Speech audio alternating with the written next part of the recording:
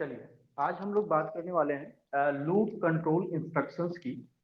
जैसा कि आप लोगों को मालूम होगा कि पिछले क्लास में हम लोगों ने बात किया था किसके बारे में, डिसीजन कंट्रोल इंस्ट्रक्शंस। तो डिसीजन कंट्रोल इंस्ट्रक्शंस में आई थिंक हम लोगों ने लास्ट में जो पढ़ा था वो हमारा था switch case, switch control instructions था, ठीक है, राइट।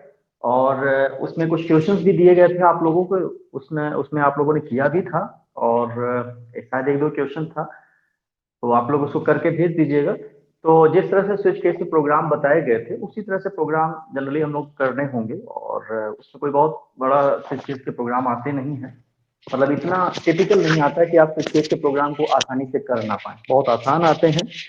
और जनरली एक चॉइस बेस्ड कह सकते हैं आपके प्रोग्राम होते हैं उसमें, और मेन्यू ड्रिवन आधारित या कह सकते हैं मेन्यू ड्रिवन बेस्ड प्रोग्राम उसमें करने होते हैं हमको, ठीक है। तो चलते हैं, ठीक है। क्या टॉपिक बोला आज का? लूप कंट्रोल इंस्ट्रक्शंस, ठीक है। Loop control instructions.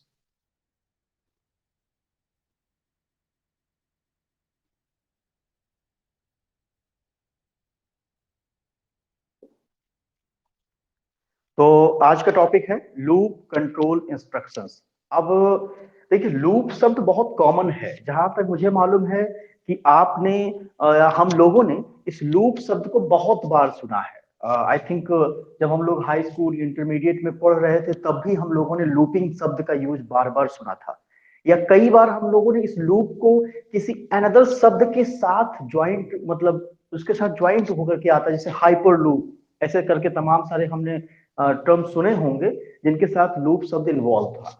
तो लूप का जो मतलब होता है वो एक तरह से एक मीनिंग है लूप का, कि मतलब किसी भी वर्क को एक पर्टिकुलर ऑर्डर में बार बार क्या करना, करते जाना ही हमारा क्या होता है, लूप होता है।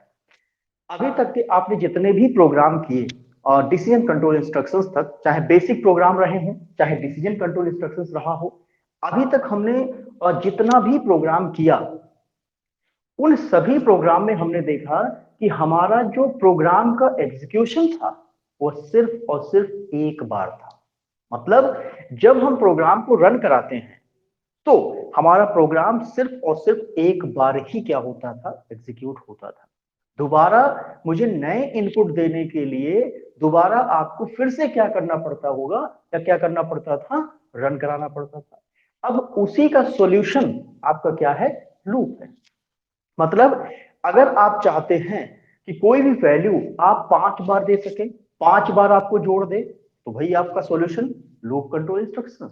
मतलब अगर आपको किसी भी प्रोग्राम को एक ही बार रन कराने में 5 अलग अलग वैल्यूज के लिए अगर आपको आउटपुट प्राप्त करना है, मींस आउटपुट रिसीव करना है, तो आपको क्या यूज करना पड़ेगा, हमें कोई ना कोई लूप कंट्रोल इंस्ट्रक्शंस यूज करना पड़ेगा, ठीक है।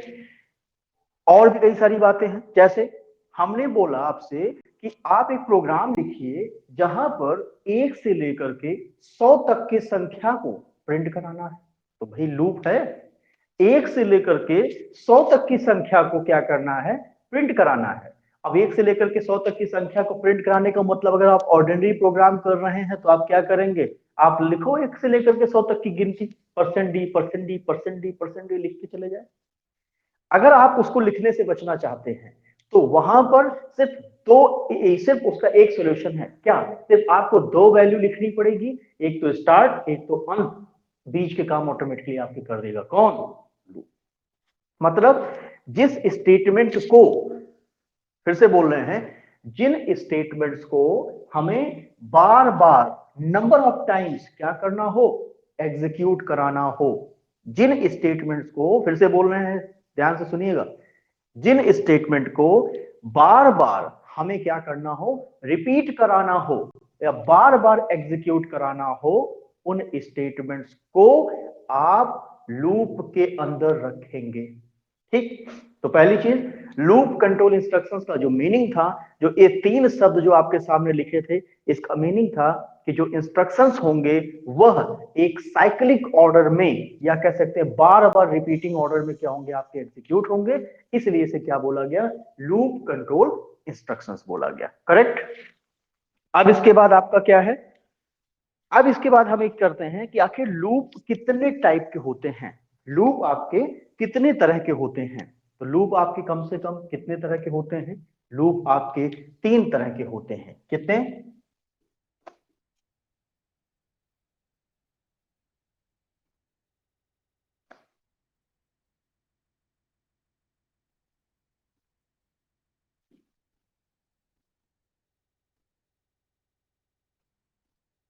लूप्स ऑफ कंट्रोल इंस्ट्रक्शंस आपके कितने तरह के होते हैं भाई? 3 टाइप्स के होते हैं। कौन कौन से होते हैं?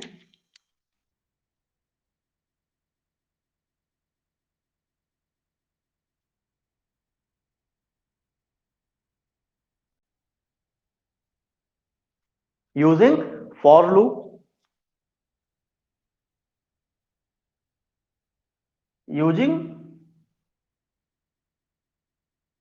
while loop, next using do while loop। ये 3 आपके क्या हैं? लूप हैं। और इन्हीं तीनों लूप का यूज करके हम यहां पर क्या करते हैं, प्रोग्राम हम लोग करते हैं और किसी भी स्टेटमेंट्स को हम लोग क्या करते हैं, बार बार क्या करते हैं, एग्जीक्यूट कराते हैं। करेक्ट? ठीक है। तो चलिए सबसे पहले हम बात करते हैं किसकी, while लूप की, या सबसे पहले हम बात कर लेते हैं किसकी, फॉर लूप की।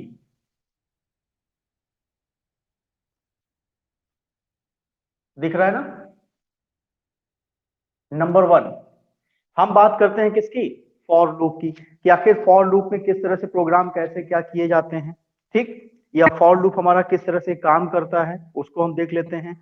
या ये भी कह सकते हैं आप कि फॉर लूप लिखा कैसे जाता है, हम इसको भी क्या करते हैं, पहले समझ लेते हैं। देन हम क्या करते हैं, अपने अगले स्टेटमेंट की तरफ क्या करते हैं, हम पढ़ते हैं। पहली चीज देखिए, फॉर लूप में आपका क्या होता है कि जो फॉर लूप है वह आपका क्या होता है, सबसे पहली चीज कि इसमें हमें एक, जब भी हमें इसमें मतलब एक ही लाइन में जो हमारा फॉर लूप का लाइन लिखा जाता है, उस एक लाइन में ही सबसे पहले हम क्या करते हैं, इनिशियलाइजेशन लिख दे देते हैं, मतलब कहां से शुरू करना है। और अंत, फिर हम क्या करते हैं, फिर हम अंत लिख देते हैं कि हमें कहां तक जाना है। क्या करते हैं, सबसे पहले हम क्या करते हैं, एक लिखते हैं कहां से और फिर लिखते हैं कहां तक, और वहां तक पहुंचने के लिए एक कंडीशन टेस्टिंग लगा देते हैं, लिमिट लगा देते हैं, ताकि वह हमारा वहां से काम करे। और साथ ही साथ काउंटर भी लगाते हैं, ताकि हम अगर एक बार सेटिस्फाई हो, मतलब एक बार हमारी कंडीशन सेटिस्फाइड होती है, तो अगले वाले पर भी वो क्या हो सके, जंप कर सके। ये हम क्या करते हैं, वहां पर हम लगाते हैं। करेक्ट? तो चलिए हम सबसे पहले देखते हैं कि फॉर लूप में आखिर लिखा कैसे जाता है, किस तरह से। तो फॉर लूप का जो सिंटैक्स है देखिएगा, फॉर लूप का सिंटैक्स जो हमारा होगा वो कुछ ऐसे लिखा जाएगा। कैसे? सबसे पहले हम क्या लिखते हैं, फॉर कीवर्ड का इस्तेमाल करेंगे। किसका इस्तेमाल करेंगे, फॉर कीवर्ड का इस्तेमाल करेंगे। और फिर हमारा क्या होता है, छोटा वाला ब्रैकेट, मतलब ब्रेसेस लगता है, और इस ब्रैकेट में या इस ब्रेसेस में सबसे पहले हम क्या लिखते हैं, इनिशियलाइजेशन। क्या लिखते हैं, क्या लिखते हैं, इनिशियलाइजेशन लिखते हैं, या इनिशियलाइज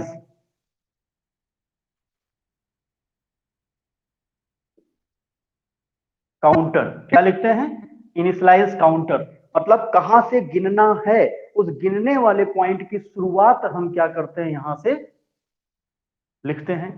ये आप लोगों ने नोट कर लिया होगा आई थिंक, तो इसे हम थोड़ा सा अभी रब कर दे रहे हैं, मिटा दे रहे हैं। Okay, initialise counter. अब हमें क्या लिखना होगा भाई, अब हमें उस काउंटर को, मतलब जो काउंटर हम यहाँ जो शुरुआत हम कर रहे हैं, उस शुरुआत को हमें क्या करना होगा, टेस्ट करना होगा। तो इसका मतलब नेक्स्ट पार्ट किसका होता है, होगा टेस्ट काउंटर का।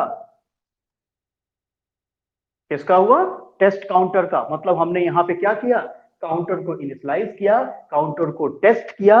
अब हम क्या करेंगे, काउंटर को इंक्रीज करेंगे, ताकि काउंटर मतलब अपनी लिमिट तक क्या हो सके, धीरे धीरे पहुंच सके। मतलब कह सकते हैं इंक्रीमेंट काउंटर और decrement counter.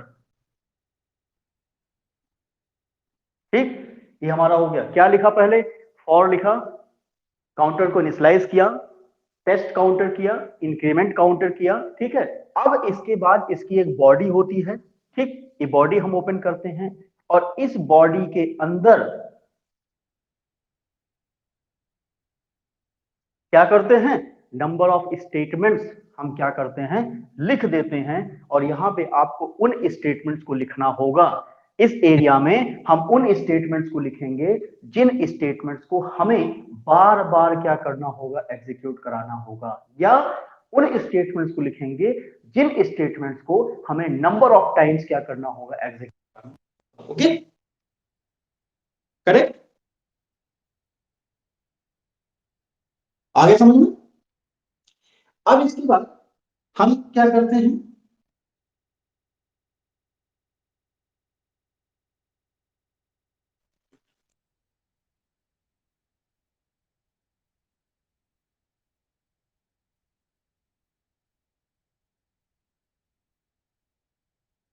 Just 1 second please.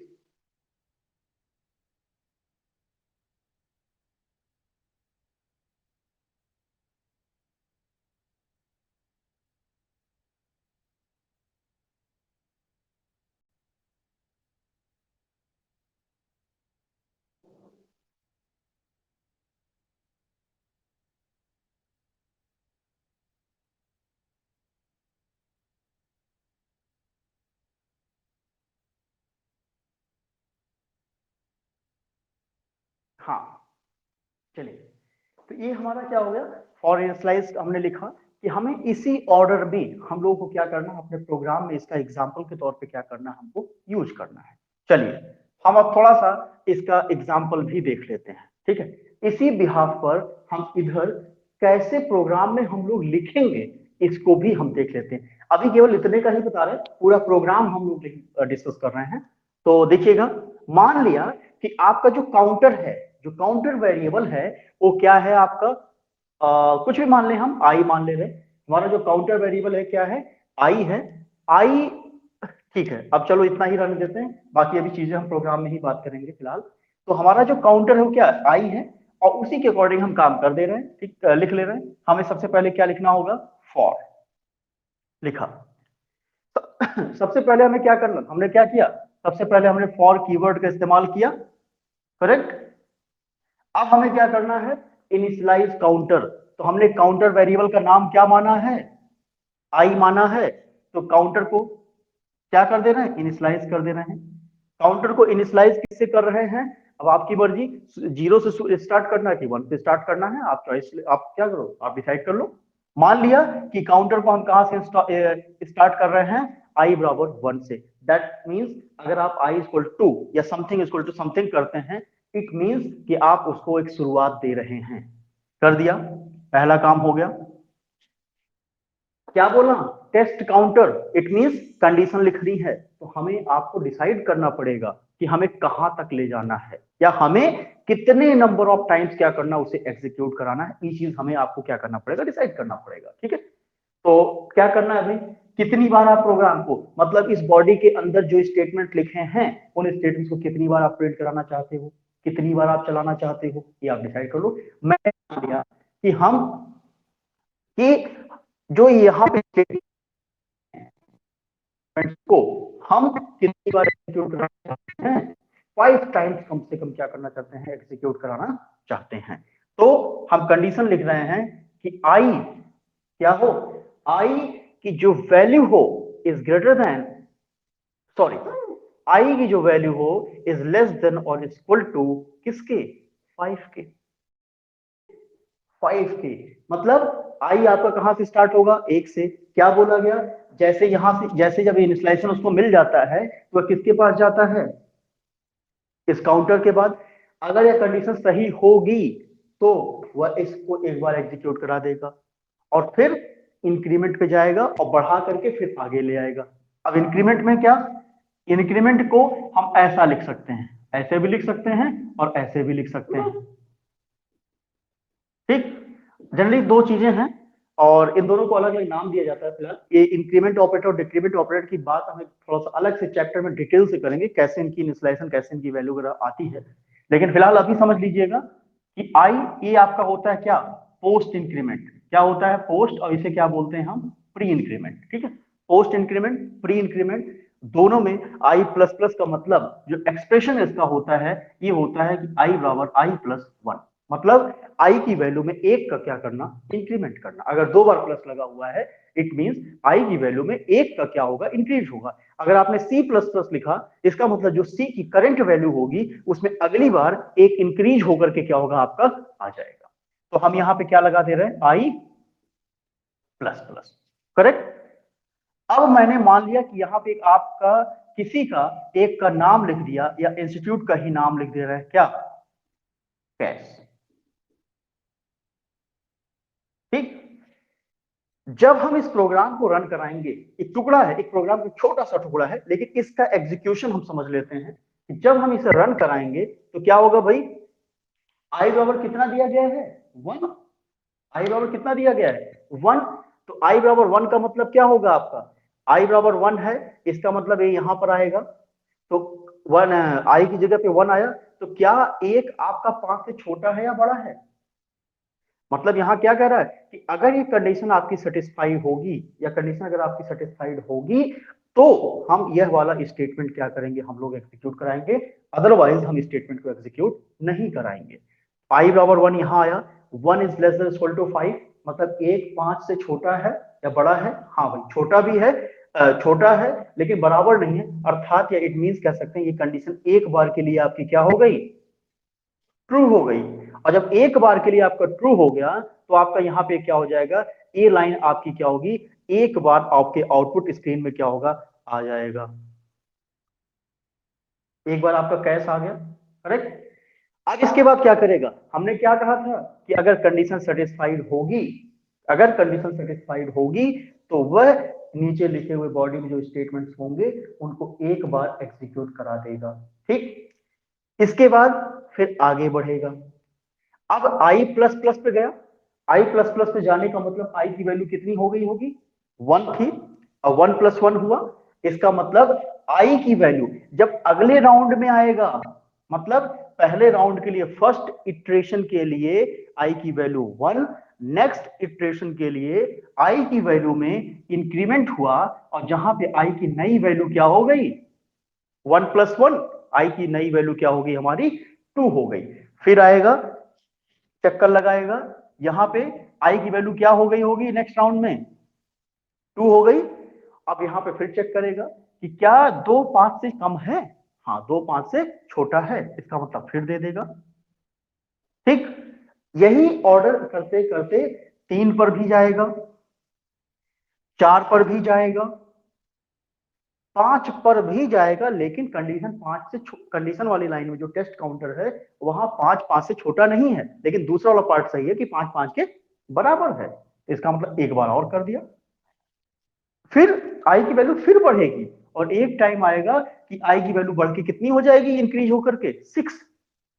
यहां आया, क्या छह पांच से छोटा है, ना ना, क्या है, क्या छह पांच से बराबर है ना, ये भी नहीं है। इसका मतलब कंडीशन क्या हो गई, फॉल्स हो गई, गलत हो गई। और जब गलत हो जाएगी तो क्या करेगा, जो भी इस लूप से हमारा एग्जीक्यूशन मतलब बाहर चला जाएगा।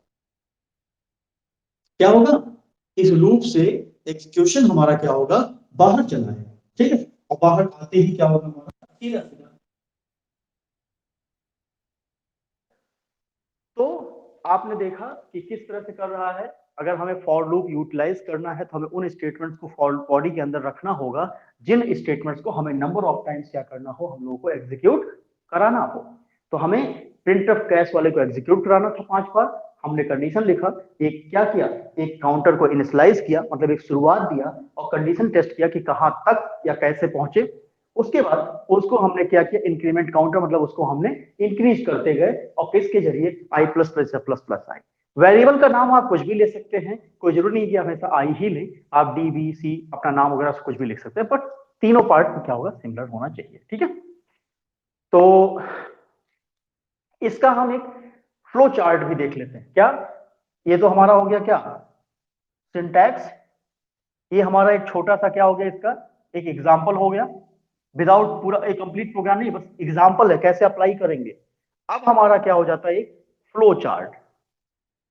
क्या हो जाएगा, एक फ्लो चार्ट हमारा बना दे रहे हैं कि आखिर फ्लो चार्ट इसका कैसे काम करेगा। करेक्ट। तो यहां से बना रहे हैं, आई थिंक हो सके जगह कम पड़ जाए। तो हमारा फ्लो चार्ट यहां से हम देख ले रहे हैं। करेक्ट। तो फ्लो चार्ट में हमारा क्या है, अब आप देखिएगा। सबसे पहले आप जानते हैं कि फ्लो चार्ट में सबसे पहले क्या होता है, शुरुआत होती है। तो हमने यहाँ पे क्या कर लिया, एक स्टार्ट कर लिया। ठीक है, शुरुआत कर लिया। अब इसके बाद क्या होगा, हमने क्या बोला, कंडीशन वगैरह की हमारी क्या होगी, एक टेस्टिंग होगी। कंडीशन की क्या होगी हमारी, ये टेस्टिंग होगी। तो दोनों का लगभग फ्लो चार्ट एक तरह से कह सकते हैं, जो फॉर लूप और वाइल वाला लूप है, दोनों का फ्लो चार्ट क्या होता है, सिमिलर होता है। तो यहाँ पे पहला वाला पार्ट, इनिशियलाइज वाला पार्ट लिख दे रहे हैं।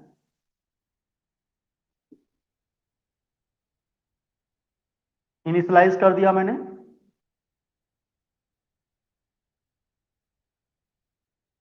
काउंटर को क्या कर दे रहे हैं हम लोग, इनिशियलाइज कर दे रहे हैं। इसके बाद क्या होगा हमारा, यहां पे क्या होगा, काउंटर का टेस्ट, मतलब काउंटर टेस्ट हो जा रहा है, कंडीशन को क्या कर दे रहा है, टेस्ट कर ले रहा है।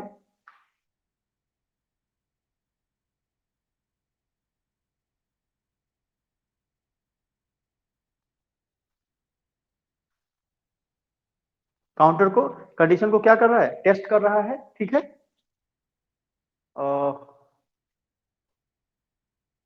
यहां देखना भाई, फिगर थोड़ा सा नीचे स्क्रीन कट रही है, आई थिंक। करेक्ट, यहां पर है। अब हम इसके नीचे वाला पार्ट आपको नीचे ही बनाना है, लेकिन इसके नीचे का पार्ट हम इधर बना दे रहे हैं ताकि आप लोग दिख जाए आप लोगों को, टेस्ट काउंटर। अब इसके बाद क्या होगा, यहां पे राइट साइड में देखना कि अगर कंडीशन क्या होगी, अगर कंडीशन फॉल्स होगी, अगर कंडीशन फॉल्स होगी तो प्रोग्राम हमारा क्या होगा, बंद हो जाएगा। प्रोग्राम क्या होगा, मतलब स्टॉप हो जाएगा। ठीक। अगर कंडीशन फॉल्स हुई, सॉरी यार दिख नहीं रहा स्क्रीन पे,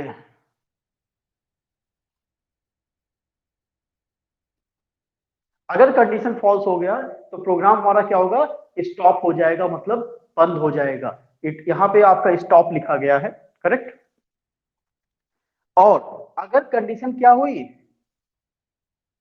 कंडीशन क्या हुआ, अब यहां पे बना दे रहे हैं, अगर कंडीशन हमारा क्या हुआ, ट्रू हुआ, कंडीशन अगर हमारा सही हुआ, तो जो हमारा बॉडी ऑफ लूप होगा, बॉडी ऑफ लूप, अर्थात बॉडी ऑफ लूप का मतलब ये वाला पार्ट,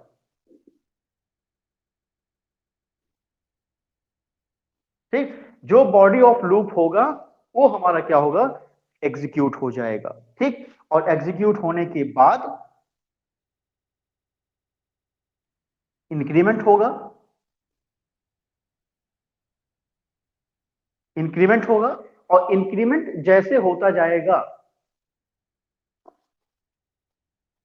फिर से यही बना देना है। क्या होगा, आप लोग इसको डाउन साइड में बनाइएगा, एरो यहां रखिएगा नीचे, फिर उसके नीचे बॉडी ऑफ लूप, फिर उसके नीचे क्या बनाइएगा, इंक्रीमेंट, इंक्रीमेंट। ठीक है। और इंक्रीमेंट हो करके वो फिर से हमारा कहां पे जाएगा, कंडीशन के ठीक पहले, मतलब यहां वाले पार्ट में क्या होगा हमारा, सॉरी, कंडीशन के ठीक पहले मतलब यहां पर क्या होगा हमारा, चला जाएगा। ठीक है, एक बार देख लीजिए, अभी हम अभी फिगर फिर से बना दे रहे हैं। फ्लो चार्ट में क्या होगा, एक बार शुरू होगा, जैसे प्रोग्राम हमारा शुरुआत करता है, वह काउंटर को इनिशियलाइजेशन को चेक करता है कि काउंटर इनिशियलाइज है या नहीं है। अगर काउंटर इनिशियलाइज होता है तो क्या करता है, कंडीशन को टेस्ट करता है। कंडीशन सही होती है अगर, तो जो बॉडी जो बॉडी ऑफ लूप होता है, मतलब जो लूप के अंदर जो लिखा हुआ स्टेटमेंट होता है, वह एग्जीक्यूट हो जाता है, और फिर इंक्रीमेंट को चेक करता है, इंक्रीमेंट बढ़ा करके फिर से जाता है, अगली कंडीशन को फिर से चेक करता है। इन केस अगर ऐसा नहीं होता है तो प्रोग्राम को क्या करता है, उसी समय क्या करता है, वह बंद कर देता है। क्या करता है, उसी समय वह प्रोग्राम को क्लोज कर देता है, इट मीन बंद कर देता है। ठीक है, तो आई थिंक समझ में आ गया। हम फ्लो चार्ट को एक बार फिर से बना दे रहे हैं पूरी स्क्रीन में ताकि आपको दिख जाए, और बाकी सारी चीजें आप लोग नोट कर लीजिएगा। ठीक है, और कहीं कोई क्वेरी हो तो बताइएगा।